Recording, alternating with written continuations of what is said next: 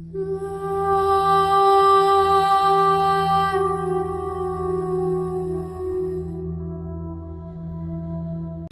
make some noise for Dr. Billy Alsbrooks. Oh, I can't wait for this. Where the energy at in this room? Come on, you can't make no money like that. Come on. Hey, greatness requires energy. Breakthroughs require energy. Y'all make some noise. Come on. Who wants it?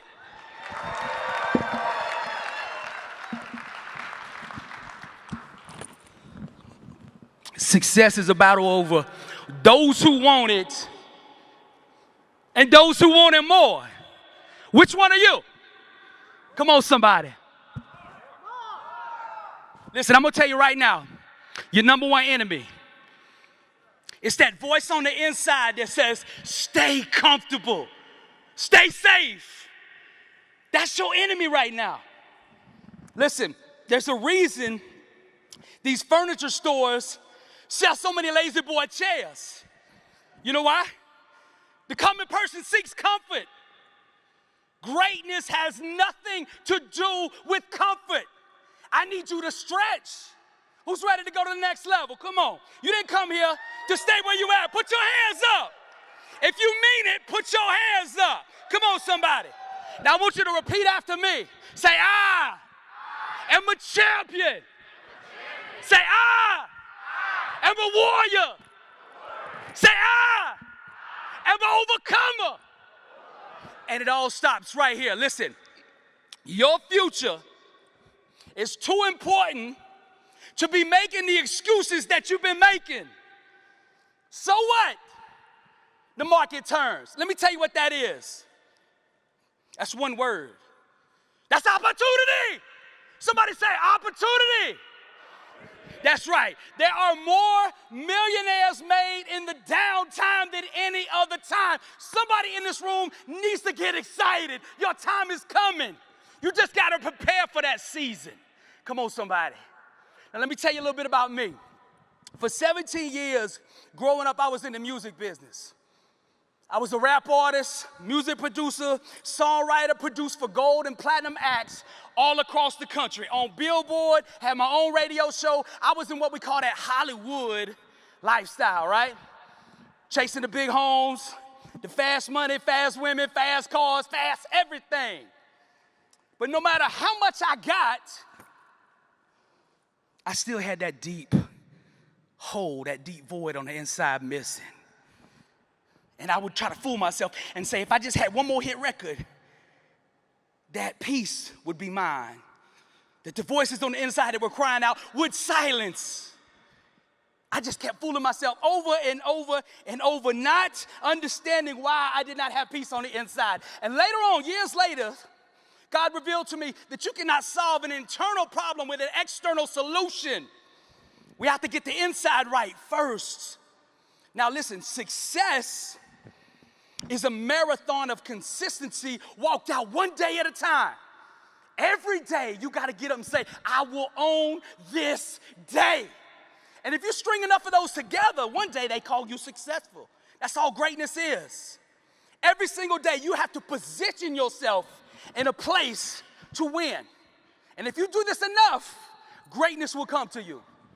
Now, me and my old life, I was stuck and couldn't get out of that life.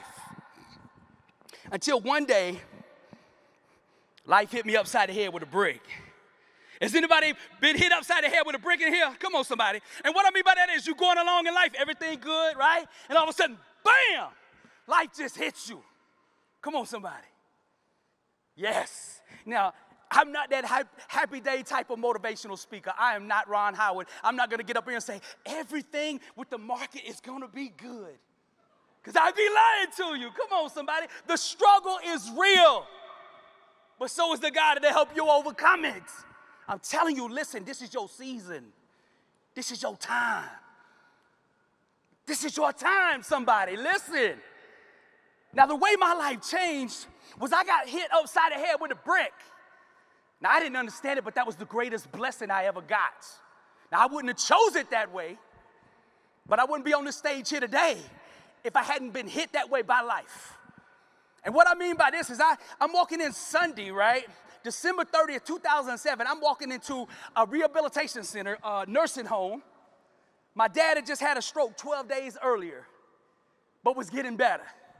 And when I came in the door, I had good news. The doctor said, "We got good news, Billy. Your dad is getting better. We think we're going to be able to get him out of here." He said, "But what we have to do today is get your daddy out of the bed and get him in a wheelchair, and let's roll him outside. Because the longer he stays in that bed, the less likely he's going to get out of it." Right? So me and the nurse did exactly what the doctor advised. We lifted my daddy up, put him down in the wheelchair. And about that time, my daddy looked with his eyes, and he said, "Whoa." And I knew something was wrong. And I told the nurse, I said, "Something's wrong with my daddy." And she said, no, he's just tired from laying in the bed 12 days. That's normal. And I said, no. I know my daddy's eyes. I've been looking at him since I was this tall. Something's wrong with my daddy. Go get the doctor. So the doctor comes back in, and he says, "All the vitals seem okay, but just to be safe, we're going to send him back to the emergency room to do some tests." Well, 10 minutes later, my daddy was dead. My daddy was gone. And he was conscious the whole time, looking me in the whole time with the eyes. I saw the transition. I saw everything. I saw the struggle to breathe. I don't know how many of you know that in this room, what it's like to struggle to breathe, but I saw it up close and personal. And at the darkest time of my life, when I felt the most alone, God was working the most in that moment, right then and right there. What the enemy meant for harm, God was about to make good, but I had to trust him for it. Just like you're going to have to trust for that dream that you're dreaming. You will only qualify for what you are willing to stand in faith for. That's your qualification. You have to be willing to say, "I don't see anything, I can't feel anything, I can't touch anything with this dream, but I'm still believing and I'm still moving forward." Regardless of what the outside is doing, you have to continue to believe. Now, the greatest lessons I ever learned about life were in the funeral home. I say I learned all I ever needed to learn about life in that funeral home. And I'm going to teach you the lessons that I learned there the hard way. I go in 2 days later after my daddy had died in shock, okay? I go into the funeral home. The nice funeral director is trying to comfort me. He says, "Son, do you know where we're going to bury your daddy?" I said, "No, sir." He said, "Well, let's take you out to the plot. Your grandmother has bought 3 plots here at the cemetery, and I'm going to show you where we're going to bury him."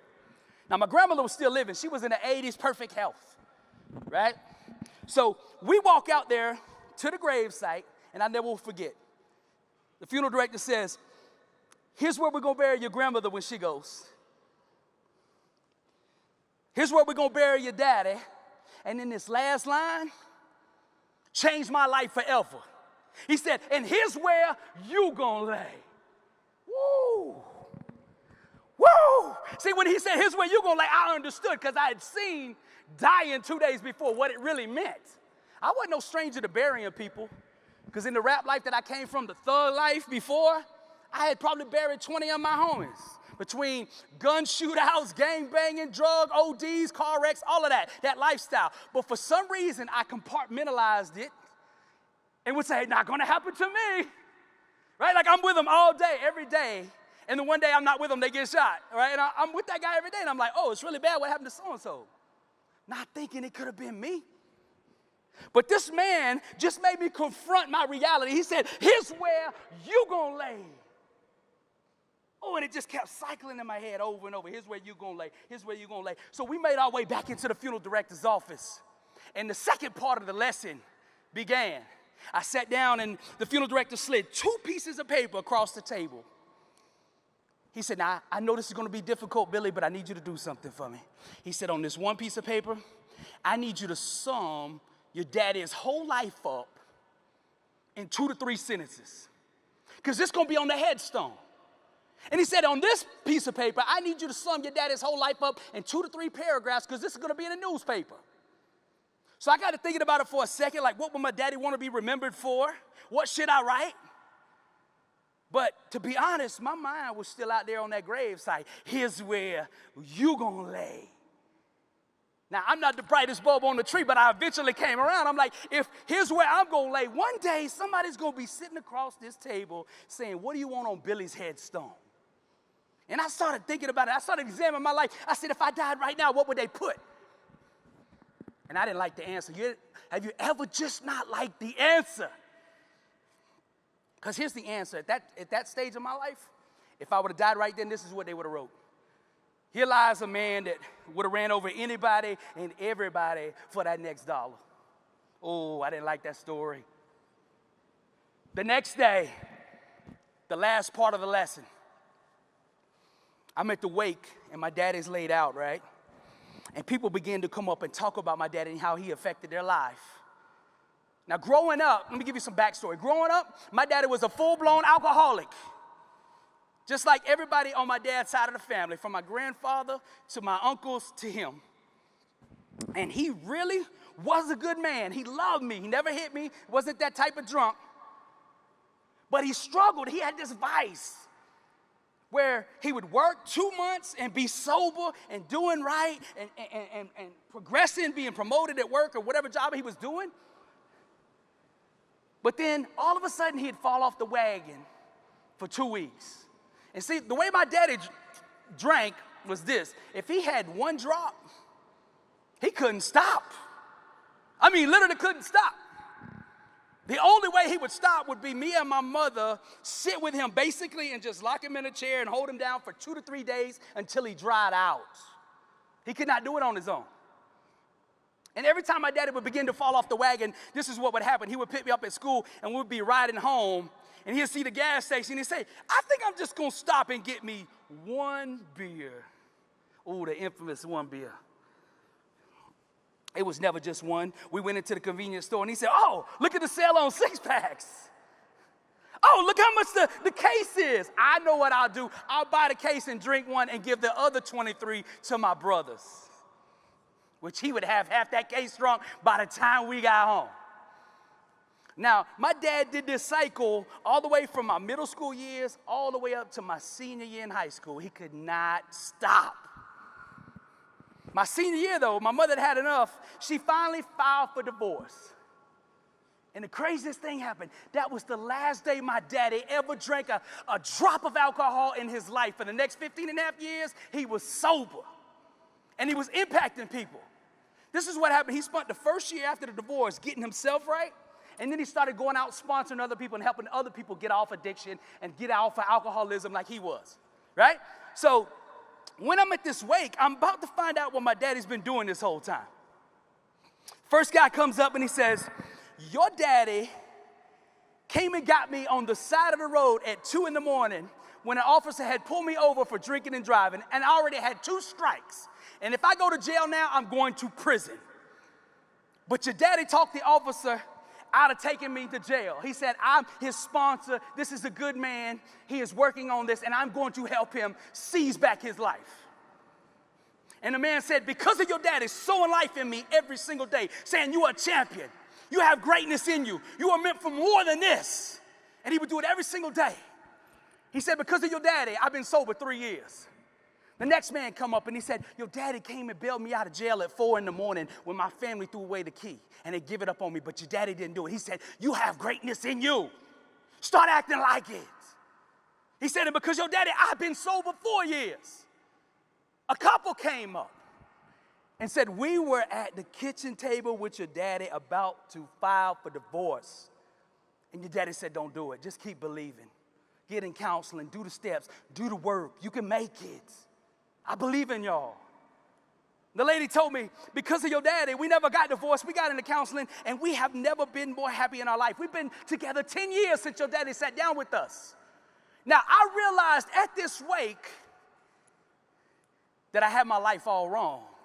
Because it wasn't what I was hearing that was bothering me. It was what I wasn't hearing. Like, I'm getting up every single day chasing this thug life, chasing this money and all this, right? And at the end, nobody said a thing about what I'm chasing every day. I'm living and dying for this stuff, right? And I realized at that moment, the only thing that matters is how much you sow into other people around you. That's your real net worth.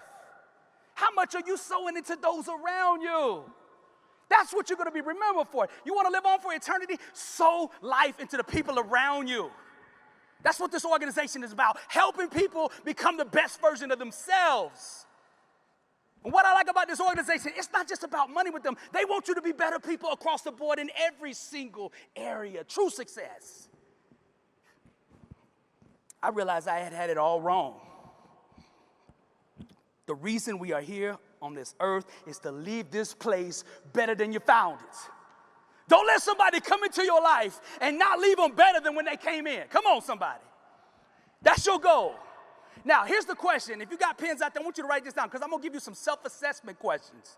Now, listen, questions will take you wherever you want to go. You just got to ask the right questions.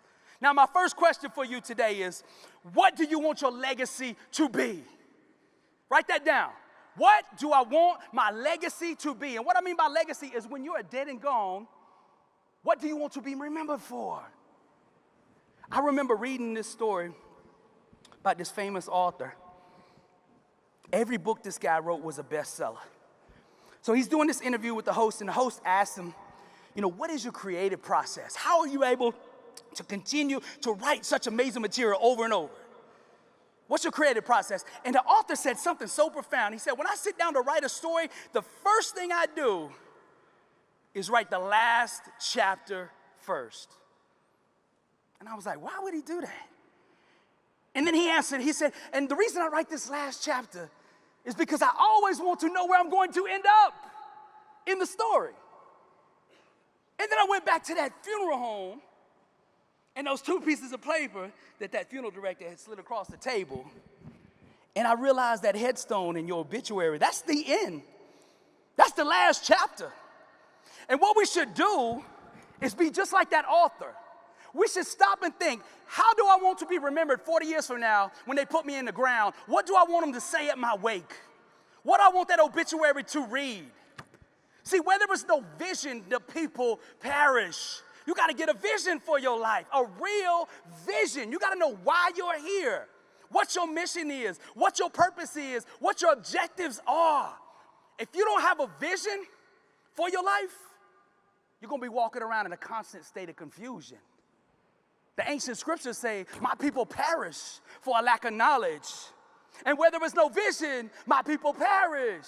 We need knowledge of our vision. We need to know what it is we are interested most in and what do we want to be remembered for. So tonight, what I want you to do, when you go up to your room, when tonight is over, I want you to get two pieces of paper out and I want you to write your headstone. Go 40 years into the future, whatever it is, however long you think you're going to live, and I want you to say, what do I want on that headstone? And then I want you to write that obituary. I want you to dream big, like there's no limitations, because in reality, there are no limitations. There's only a lack of resolve. And when the why is greater than the obstacle ceases to exist. So if your why is strong enough, you can achieve anything. So write with that intent. I want you to dream big. Now, every good story, every good movie, every good song has a theme. So here's a question for you. What is going to be the theme of your life? What is the theme? Write that down. What is going to be my theme? Now, the next thing there is, what is going to be your slogan? Every good business has a slogan, right? Nike, what? Just do it. Apple, think differently. Even here, it's aim, ready, set, grow. Come on, somebody. What is going to be your theme? Your slogan? Mine is blessed and unstoppable. And if you get the right slogan, it will carry you through the hard times. I remember having this 40-city tour, this world tour, where I'm going out speaking across the globe to live out my legacy, my dream, which is impact 1 billion people. God put that dream in me, impact 1 billion people. And as I begin to pursue that dream, I'm all going off great. And then all of a sudden, life hits me with a brick called COVID. Boom. I got a 40-city world tour scheduled. In March 16, 2020, they shut the world down. I had people around me, are you going to cancel the tour? I looked right down at my slogan and lifted it right up, and I said, what does that say? It says blessed and unstoppable. It doesn't say blessed and stop when the first flu season comes along. Come on, somebody. You get the right slogan. That's what you got to do. You get the right slogan, you can conquer anything. And you need a real strong slogan for this season and this economy. You get the wrong slogan, you're not going to make it. You get the right one, you're going to come out stronger than ever. Turn this into an opportunity. And just like you got a theme and you got a slogan, every good movie has the right soundtrack. What's going to be your song? What song best represents you? If you put it on, you're like, yeah, that's the life I want to live. And I'm going to show you how important having the right theme song and the right music to your life is. Just imagine. Anybody ever seen Rocky in here, the movie? Okay, can you imagine the 12th round, him going in there to fight Apollo, his eyes are busted, and he comes out there and there's a love song on. Come on, it's not the same as hearing them horns come on. Right? You got to have the right soundtrack. Woo! Somebody. You get the right soundtrack. You in there. You feel me? Come on, somebody. You got to get, there's so much power in having a vision. Vision is the genesis of all greatness. You got to build your future between the ears first. Let me tell y'all straight up, I dreamed this stage long before I ever got here. I closed my eyes back in 2017 when I first started doing motivation. I closed my eyes and I seen arenas. I seen packed rooms. I seen the neon. My mind and my mouth were here long before my body arrived. Whatever you take possession of in your mind, you'll eventually take possession in your body. Come on, somebody. And I say like this, I say, well, my life doesn't look like my dream. Well, starve the illusion and feed the dream. I will not feed the illusions. I will not accept anything but the dream I am dreaming. And I will make the world bow down to what I am seeing in my mind. It's either going to happen or I'm going to be in the ground. There is no other way out. There's no plan B. 18 players don't have a plan B. Come on, that's why they all in. That's what you got to do if you want to be successful in this environment. Let me give you a story to illustrate it. This real estate team came to me. They'd just been in business 1 year, and they did really good the first year. They had done $3 million. They had won all the awards, all that stuff for the county, the greatest sales, all of that. And the lady comes to me and she said, listen, we did really good last year, but we got bigger dreams. And I got excited. Oh, I love bigger dreams. Come on, somebody. I was talking to the CEO when I came in. I said, tell me a little bit about the group. She said, we got a lot of small business, mortgage brokers. Okay, write this down. Write small business down on paper.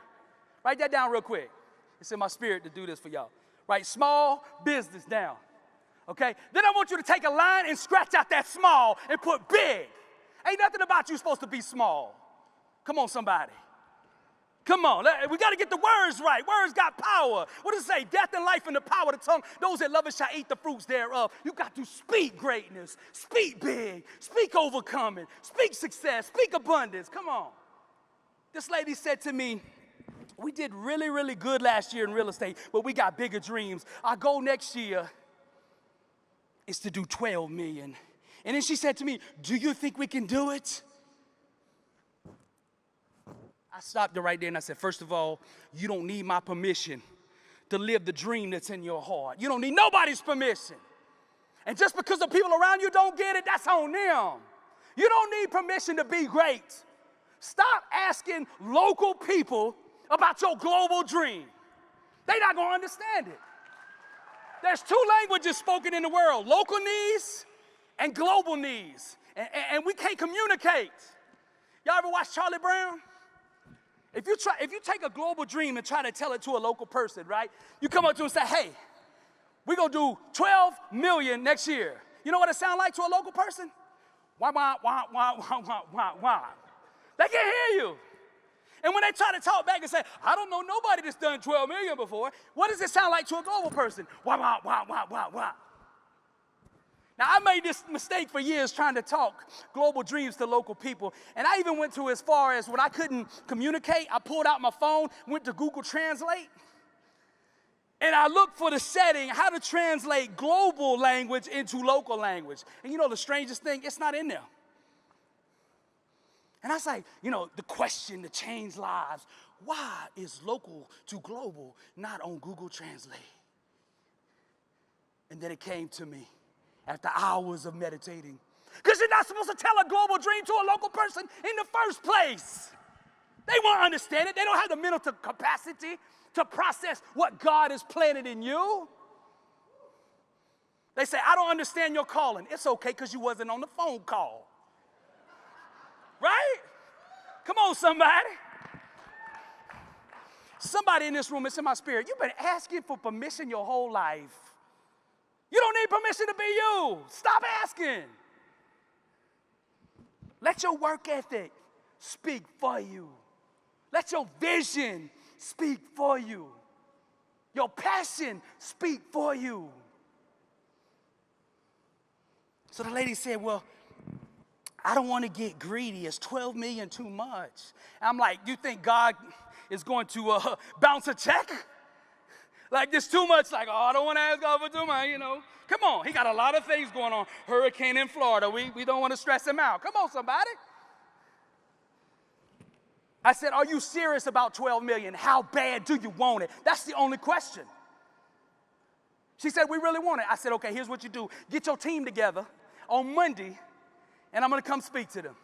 And I'm going to help y'all get to that goal, right? So Monday comes, she got the whole team in there. They all got their pencils out and pads out, thinking I'm about to do normal like I do on my tour, give a 5-hour seminar. Not today. I'm doing 5 minutes because that's all they need. I walk in the room and I say, okay, first thing I want y'all to do, you see this blank wall over here in your office? I want you to put a 3-foot poster on it just with the number 12. Just with the number 12. I want you to stare at that 12 every time you come into this office. Okay, in the back of your business cards, I want y'all to get new business cards. On the back, really, really big, the whole back of the business card, just put the number 12. Everything in your desk, everything in the lobby, I want it to have the number 12 on it. When you start your Zoom meetings off on Monday morning, I want you to say, good morning, 12. When you leave the day at 9 o'clock at night because you're grinding, when you leave at night, I want you to say, goodbye, 12. The air fresheners in the car when you're going out to take people to see the houses, I want it to be the number 12. So everybody say, what's the 12? It means we're going to 12 million. On the back of your real estate shirts, say they got their realtor brand on the front. I want you to have that jersey number 12 on the back. Now, they implemented everything I told them to do. 12 months later, they had not done 12 million. They had done 14. Come on, somebody. Now, listen, that's just half the story. They called me back. They said, hey, we did it. We hit 14. And then she asked me the next question. Listen, I don't want to get too greedy. Which ain't biblical because the word says, I came that you might have life and have it more abundantly. Right? Come on, ain't no limitations. She said, I don't want to get too greedy. But we want to do 21. I said, okay, get your team together. I'll see y'all Monday. I come in on Monday, they got the pens out, thinking it's going to be a 5-hour seminar. I say, nope, it's going to be 5 minutes. This is what I need you to do. You see that 12 on the wall? I need you to flip it around to say 21. I need you to get rid of them business cards, and we're going to put 21 on the back. On those shirts you got, I need you to put 21 on the back of the shirt. The knickknacks, the air fresheners, everything in the lobby, 21. When you call your Zooms, when you do your lives, sign on, sign off with 21. 12 months later, they hadn't done 21. They did 24. And this year, they're on the way to 32. Come on, somebody. That's the power of vision. You have to decide what it is you want. Now, there's a difference between wishing, hoping, and living in fantasy land. What makes one a wish and one a vision? It's the faith behind it. You're right, correct, action. Because if there is no faith, you take no action, no faith. Now, you have to match the size of your dream with the size of your action. with the size of your faith. You can't build a $21 million dream with a $3 million mindset, a $3 million work ethic. Come on, somebody. This is why we struggle. We're trying to do something that we're not capable of because we haven't upgraded our system. iPhone upgrades its software every 6 weeks. We got to do the same thing with our mental software. Come on, somebody. When's the last time you upgraded your mental software? Come on, somebody.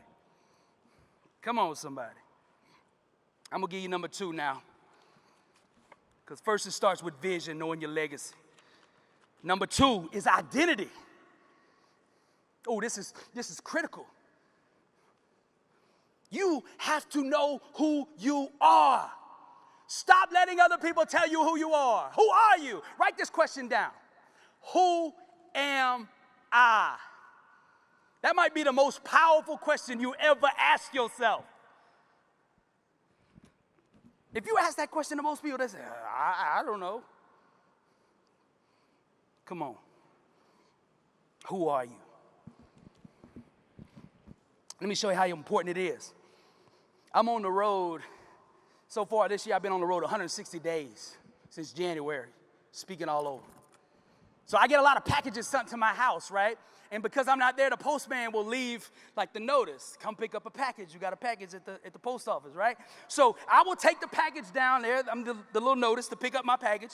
And on the notice, it's got my name, Dr. Billy Alsbrooks. So I come in and I'm like, hey, I got a package. Can I pick it up? What's the first thing the lady says? Let me see your ID. But no, ma'am, don't you see my name is on the paper? It's mine. The package says my name. I understand that, sir, but I need to see your ID. Now, success is the same thing. Success is waiting on you. It's waiting on you, but you can't pick it up unless you know who you are. Somebody needs to hear this. We must unlearn all that we have learned in order to become all that we are capable of being. You have learned too many limitations. People have told you too many things that you cannot do, and those are all lies. With God, all things are possible. Straight up. I'm proof. I ain't supposed to be on this stage. But I believe, and God is good. Come on, somebody. You can do anything that you set your mind to. I don't mean wish and hope for. Begging don't move God. Faith does. See, listen, destiny is obligated by universal law to demand what it is that you are standing in faith for. Destiny is obligated by universal law to concede to the demands of unwavering faith. The question is, do you believe? Do you know who you are? Do you know who your maker is? This world will try to put a cheaper price tag on you all day if you let it. I'll give you a good example. Before I came here to Vegas, I went by the gas station, and they had a little sale going on bottled waters, 50 cents. I go to the gym that morning on the way to the airport, the same bottled water, same brand, $2. Went to the movies the other night, saw that same brand, $3. When I got to the airport, it was $6. Same bottled water. What's the difference? Positioning where you plant yourself. For you to give birth to that greatness, you're going to have to plant yourself in the right place around people that understand you and understand your dream. People make this mistake trying to partner with lukewarm people, thinking they can set the world on fire. Come on, everybody on your team should be burning with passion to do what you're trying to do. If they're not, and I mean this respectfully, if they're not, get rid of them. You can't do big things with common people, with average people. Average is the plague. It ain't COVID. More people have died from average than they ever will from COVID. Average is the plague. Average should scare you. Average kills dreams. You got to know who you are. God didn't make you average. He made you in his image. Ain't nothing about God lukewarm. Ain't nothing about him average. Ain't nothing about you should be average either. You must know and understand who you are. This story really, really stuck with me when I read it. This man found out he was having a baby. He was so excited because he thought he couldn't have kids. Finds out he's having a baby. Before he even has her, like before it's even giving birth, he runs out and buys a car for the baby. He said, when she turns 18 and graduates, I'm going to give her this car. Now, he put that car in the garage and didn't do anything with it for 18 years. So you can imagine what that car looked like, right? Flat tires, don't crank, battery dead, all of that, rust, everything. So on graduation week, his daughter comes up and says, Daddy, I've been really wanting to ask you, but, I wasn't sure, but I've been really curious about what you're going to give me for graduation. He said, baby girl, I've been thinking about this day for 18 years since you were born. You're such a blessing. When I found out about you, I went and bought this car for you. The car in the garage, that's yours. Now, you can imagine her response. She said, you mean the car that don't run, that's got flat tires, that's rusty? You mean that car?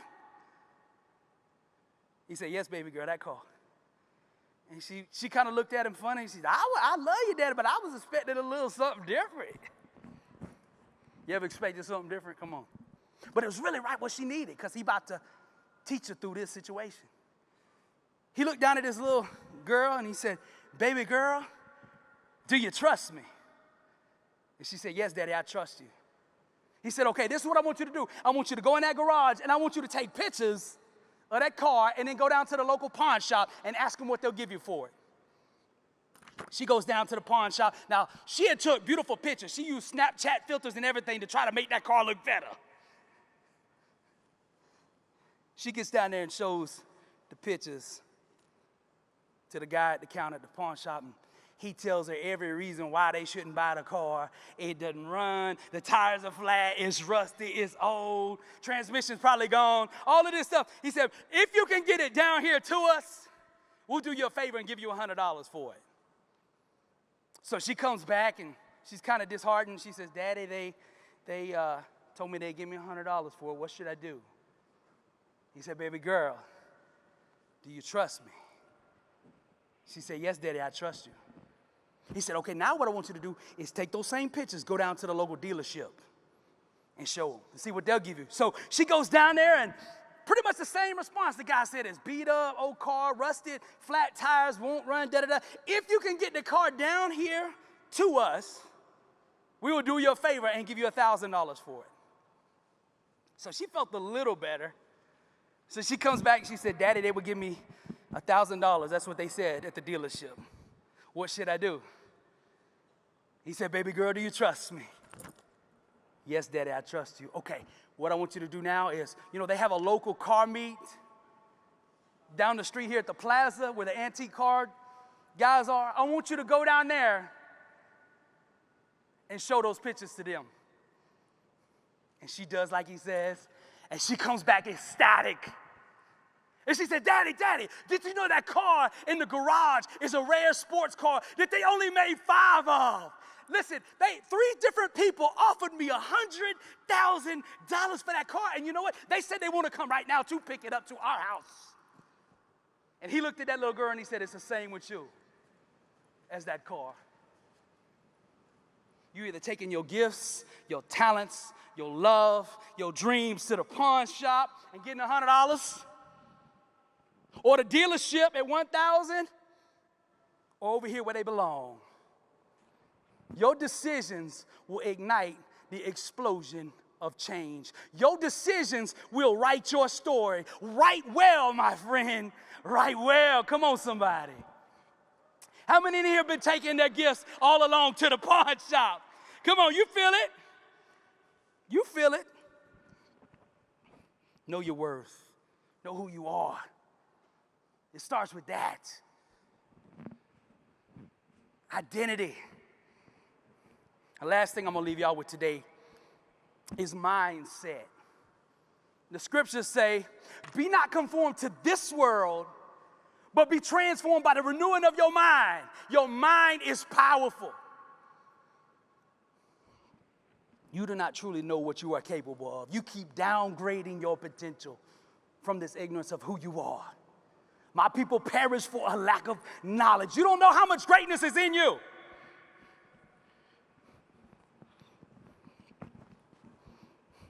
How many of y'all are familiar with the COVID mask?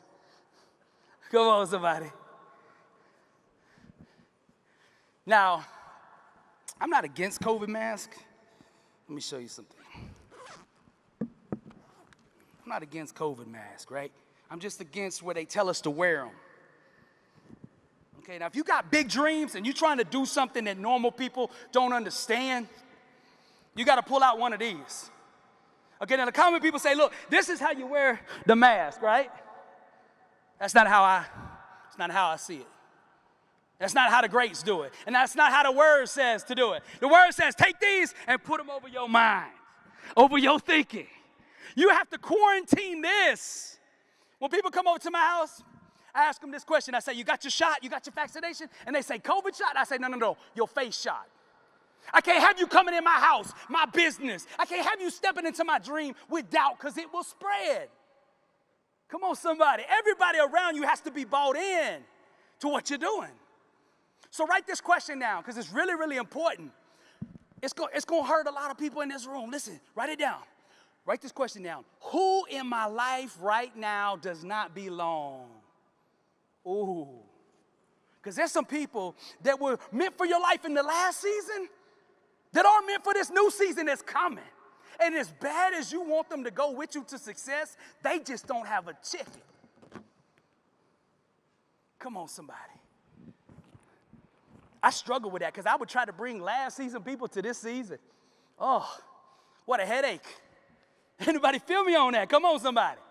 Like the people at 3 million with the realtors, the people at 3 million weren't the same ones that were there when they did 21. The dream was too big. You got to quarantine this mind right here. You've got to make your dream inside your thinking, right? You got to make it so big that it has no place else to go but into the physical. Dream so big it just overflows into the physical. Protect your thinking.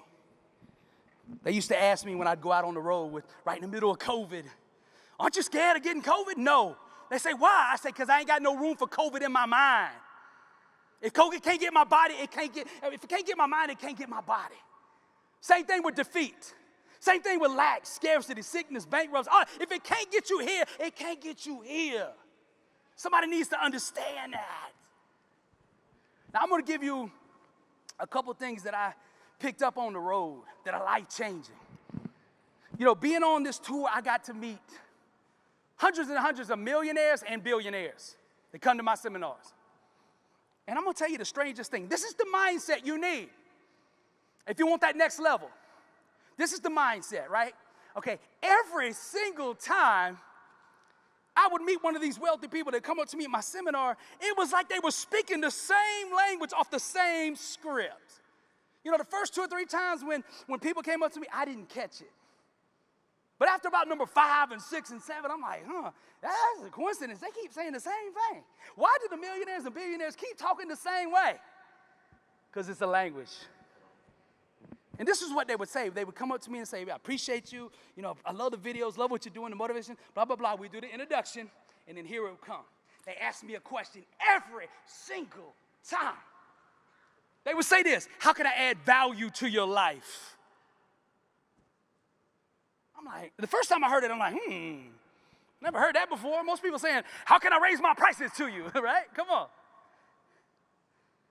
Every single millionaire, billionaire that came up to me said that same thing. As soon as we got past the introduction, how can I add value to your life? And I'm like, there's something to this. So by about the 7th or 8th person that came up to me and they started talking, I could size them up and I knew what they were. We get past the introduction, I said, I know what question you're going to ask me. They say, no, you don't. I said, yes, I do. You're about to ask me how you can add value to my life. And they said, how you know? You one of us. Come on, somebody. You want to change your life. I'm going to tell you how to do it for the next 7 days. Commit to this. Who will commit to this? Raise your hand right now. If you want next level, raise your hand. I know success ain't for everybody, but if you want to be successful, raise your hand right now. Okay, I want you to commit to this. The next 7 days, everybody that comes in your surrounding touch, that you can reach and talk to you, I want you to ask them this question: how can I add value to your life? I had a guy did this for 3 days. He made $400,000 extra in 3 days just asking this question. He called all his previous clients up and said, hey, I really appreciate your business. Is there any other value that I can add to your life? And it will blow your customers away. You're like, you mean you called me not to tell me that you were raising prices, but that you wanted to give value to me? Money chases value. And the ones that understand that will make it in this coming downturn.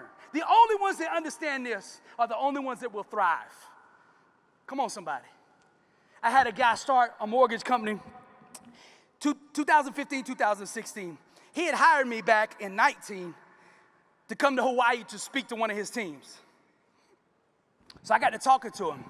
And I said, man, you only been in business 3, 4 years? You got offices in 40 states? You got $1 billion company? How did you do it? He said, I was working for this one company that I didn't like the way they were doing business, treating customers. He said, I knew I could do it better. He said, so I broke out on my own. I started my own mortgage brokerage service, but the only problem was I had no money to market, no money to hire employees, nothing, and I had one customer only, a friend of mine who was doing me a favor. He was getting a house. He was like, I'll let you be my mortgage broker. And he sat around there for days thinking, how can I get this business off the ground? What is going to be my strategy, right? How do I do this? I don't have any resources. So he came to the conclusion, the powerful revelation of this. This is how he told me that he approached that first customer. He said, I'm going to sit down with this guy, and I'm going to treat him better than anybody in the world can treat this guy.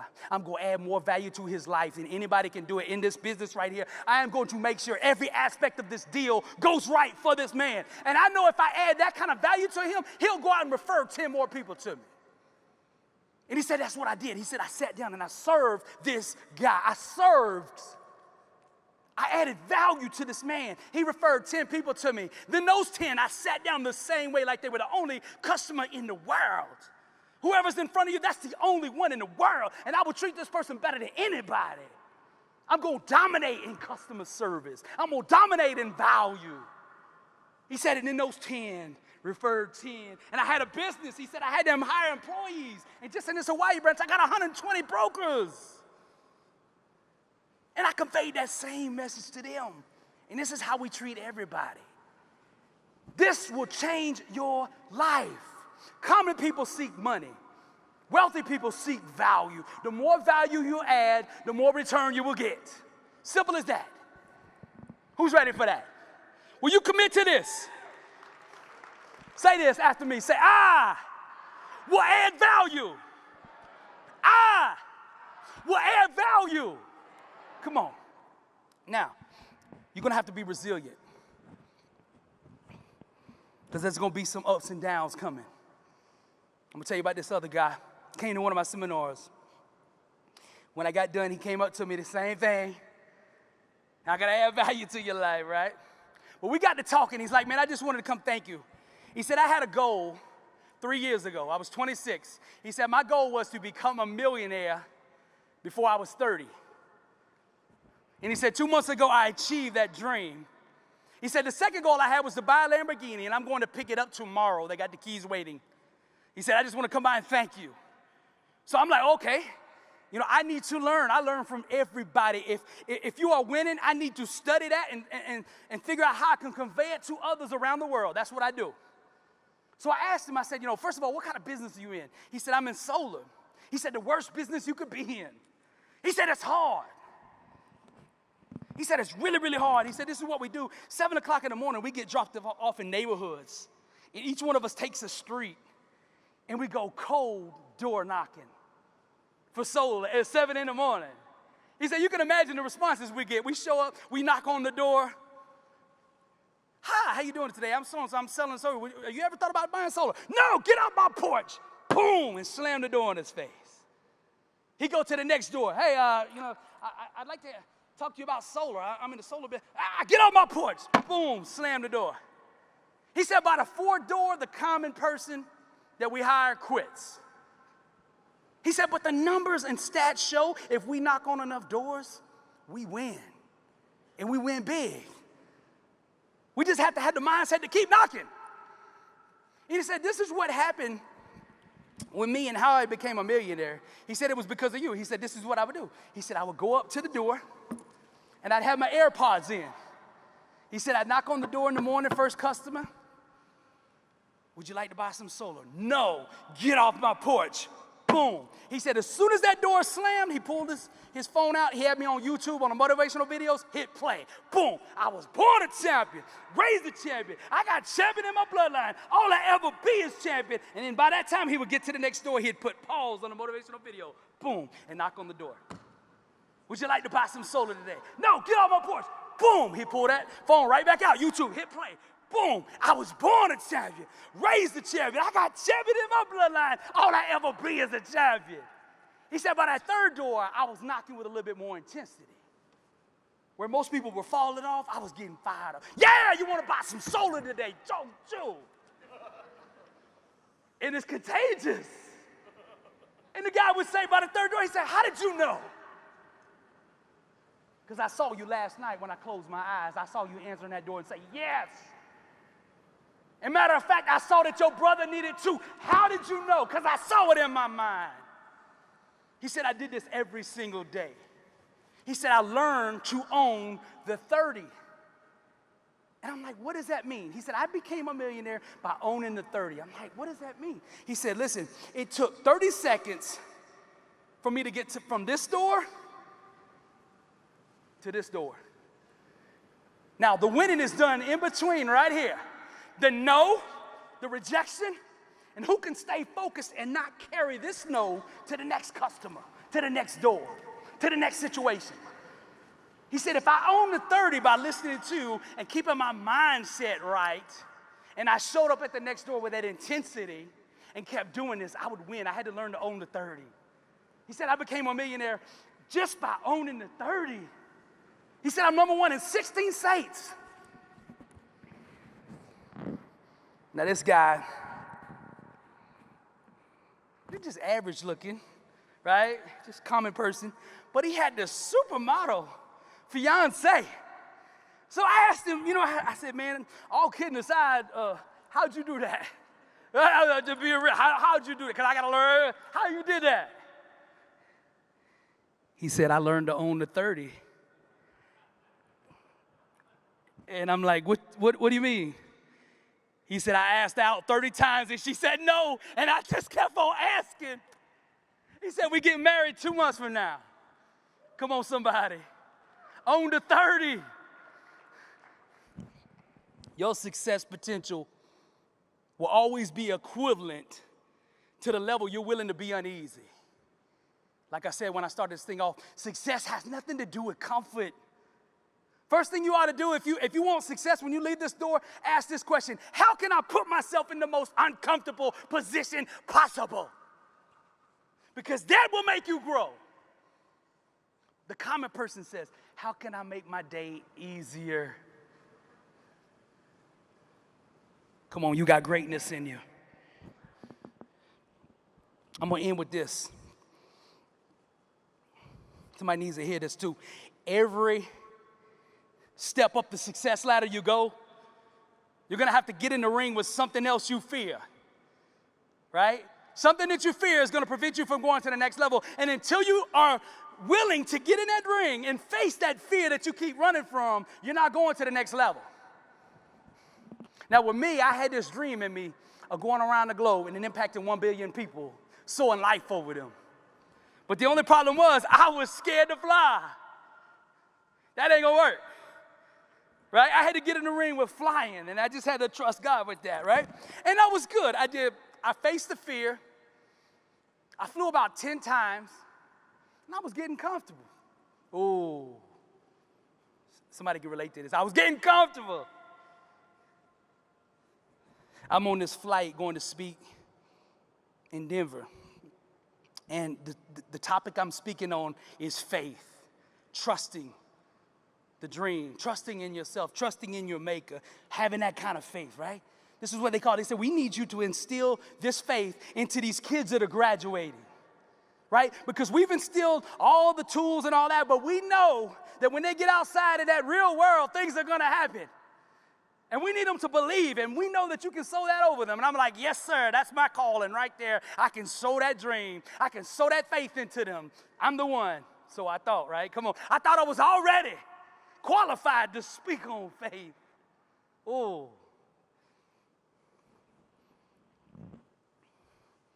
I'm on this plane, and I'm sitting in the aisle seat, 30,000 feet. Beautiful day. Not a cloud in the sky on the way to Denver. I'm sitting in the aisle seat, nobody's in the middle seat, and then there's a guy in the window seat, right? Seatbelt light off, people walking around, all of that. But all of a sudden, we hit turbulence from hell. I'm talking about final destination, Mayday, we going down kind. I don't mean just a little bump. I'm talking about, let me show you how bad it was. I'm sitting there and this lady's walking down the aisle. And we hit this violent turbulence that threw the plane like this, and she rolled down the aisle over my shoulder. I'm like, oh my God, crazy. Like, literally, I'm in this aisle, but I'm looking across the aisle, and I can see the ground. This is not good. And then I can see the ground out this window. Sir, this is not good. The pilot is struggling for like 10, 15 minutes to get control of the plane. We go up, we go down. Listen, it got so bad, the bags were coming out the compartments. The lights were flashing. Oxygen mask came down. I was like, oh my God. And I'm like, God, don't you know I got to go speak? Could you at least do it on the way back? It's chaos. Let me tell you what it looked like, just to describe it. I look back here, right? In the back of the plane,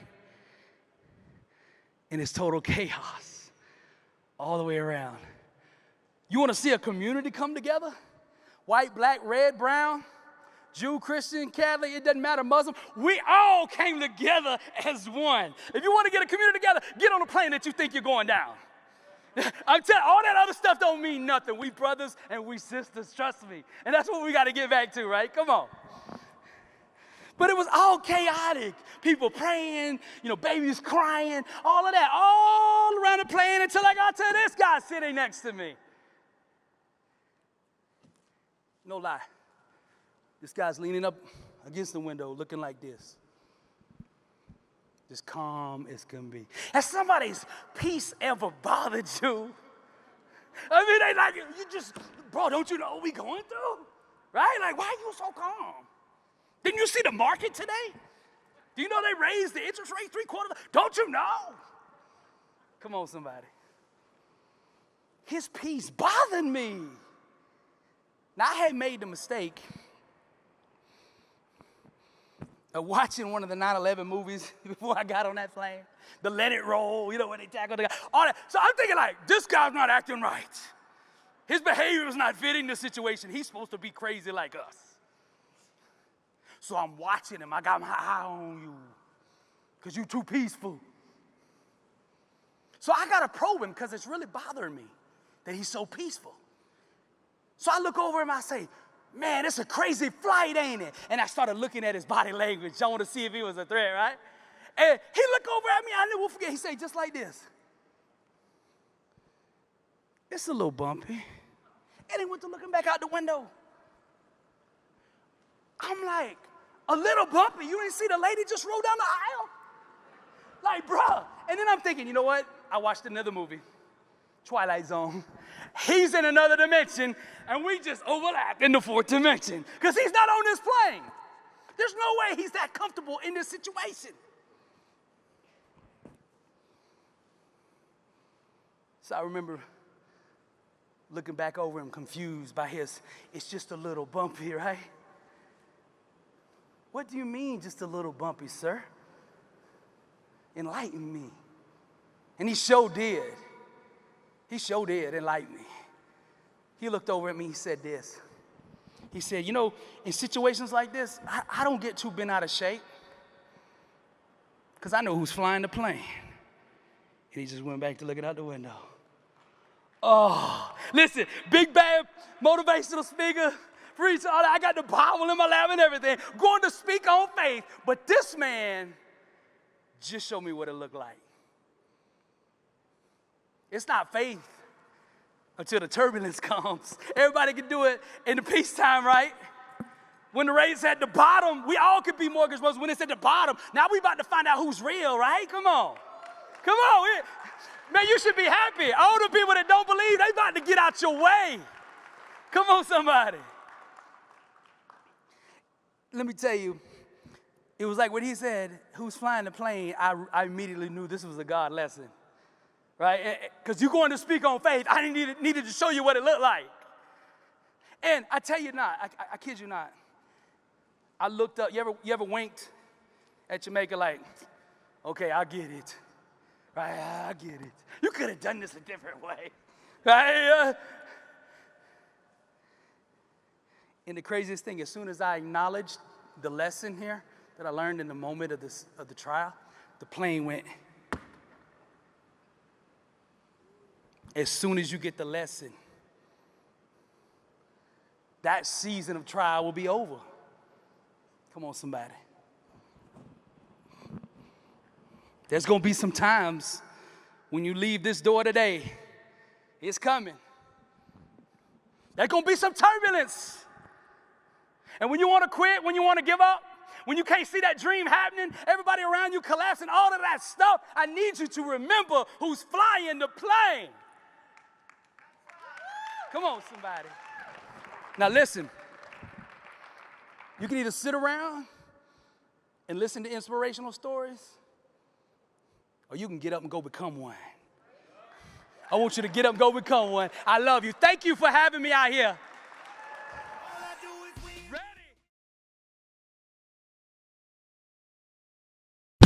Blessed and unstoppable. Success starts with putting the right things into your mind. And my new book, Blessed and Unstoppable, was strategically designed to align your mind with the laws of success. This curriculum will teach you the inner mechanics required to go from average to phenomenal, from living a life with limits to being blessed and unstoppable. As you follow this guide step by step, amazing breakthroughs will happen. New doors of opportunity will open, and favor will begin to chase you down. Blessed and Unstoppable is a 31-day devotional on the laws of success. This book will instigate the thought process and actions required to transform your life. Each day has a Bible verse, a teaching on that day's principle, a positive affirmation, a prayer for the day, self-assessment questions, success quotes, action steps, and a powerful inspirational message. Regardless of what field you're in, Blessed and Unstoppable is your blueprint for success. Get your copy at blessedandunstoppable.com. Also available on Amazon.